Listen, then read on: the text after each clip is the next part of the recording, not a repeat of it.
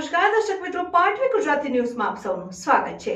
સમાચાર આવી રહ્યા છે કે ડભોઈ ખાતે ગદાધારી ગ્રુપ દ્વારા શિયાળાની કડકડતી ઠંડીમાં ગરીબ પરિવાર જે લોકો બહાર ફૂટપાથ ઉપર ઠંડીમાં સૂઈ જાય છે ત્યારે પાદરા ગદાધારી ગ્રુપ દ્વારા સુંદર સેવાનું કાર્ય ડભોઈ શહેરમાં કરવામાં આવ્યું, જેમાં ગરીબોને ધાબળા વિતરણ કરવામાં આવતા ગરીબોમાં ખુશીની લહેર ફેલાઈ। પાદરા તાલુકાના ગદાધારી ગ્રુપના સ્થાપક એવા કનુભાઈ રબારી તથા તેમની ટીમ દ્વારા વર્ષોથી સેવાકીય પ્રવૃત્તિ કરતા હોય ત્યારે ડભોઈ શહેરમાં ગરીબ અને નિરાધાર લોકોને ધાબળાનું વિતરણ કરવામાં આવ્યું હતું, જેમાં વડોદરા જિલ્લા ભારતીય જનતા પાર્ટીના મહામંત્રી ડોક્ટર વિજય બ્રહ્મભટ્ટ તેમજ વડોદરા જિલ્લા બક્ષીપંચ મોરચાના ચંદ્રશેખર રાણા અને પાદરા તાલુકાના બક્ષીપંચ મોરચાના પ્રમુખ બકુલભાઈ પારેખ અને ગોપાલભાઈ રબારી, ભારતીય જનતાના કાર્યકર્તાઓ સહિત ડભોઈ શહેરના મહામંત્રી અમિતભાઈ સોલંકી, વિજયભાઈ દેસાઈ, દીક્ષિતભાઈ દવે, જયભાઈ પટેલ, MC રાણા ડભોઈ નગરમાં કડકડતી ઠંડીમાં રાત્રિ સમયે ગરીબ અને નિરાધાર લોકોને ધાબળાનું વિતરણ કરવામાં આવતા ગરીબોમાં ખુશીની લહેર ફેલાઈ। પાટવી ગુજરાતી ન્યૂઝ રિપોર્ટર બિલાલ ભુરાવાલા, ડભોઈ।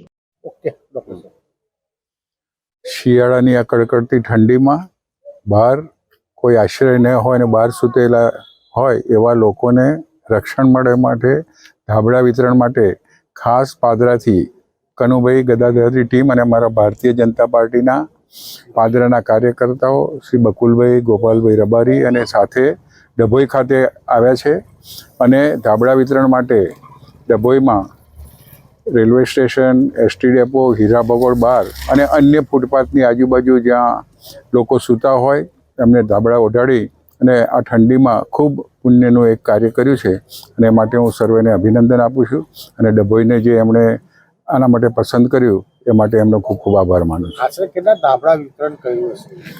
લગભગ 101 ધાબળા વિતરણનો અમારો પ્રોજેક્ટ છે। આગળનો કયા આગળનો પ્રોગ્રામ? આખા જિલ્લામાં કનુભાઈ આ પ્રકારની સેવાઓ એમનું ગદાધારી ગ્રુપ કરે છે। સમગ્ર વડોદરા જિલ્લામાં 1500 કરતાં પણ વધારે ધાબળાઓનું વિતરણ કરવાનું છે અને ધાબળા વિતરણ આ એક પ્રવૃત્તિ છે, પણ આવી અનેક સેવાકીય પ્રવૃત્તિઓ એમના દ્વારા કરવામાં આવે છે। કારોબારી સભ્ય છે આપણા બક્ષીપંચ। હા।